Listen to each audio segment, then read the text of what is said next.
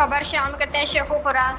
Bureau chief Rana Muhammad Afzal اطہر سے press club registered فاروق آباد کا اجلاس محرم الحرام کے سلسلے میں منعقد ہوا۔ اجلاس کی صدارت میاں محمد کبیر صدر پریس کلب رجسٹرڈ فاروق آباد نے کی۔ سٹی فاروق آباد اور ارد گرد کے علاقوں کی کوریج کے بارے میں تمام ممبران کو ہدایت جاری کی اور متفقہ فیصلہ ہوا کہ ہر نمائندہ 9-10 محرم کے دن ہر معاملات پر دھیان دے اور ہر نمائندہ اپنے اپنے اداروں کو کوریج سینڈ کرے۔ اجلاس میں group leader Rana Muhammad Afzal Athar, chairman Haji Muhammad Arif Ansari, senior صدر doctor Mehran Haider, general secretary Mian Abdul Majeed, نائب صدر حکیم کرامت علی،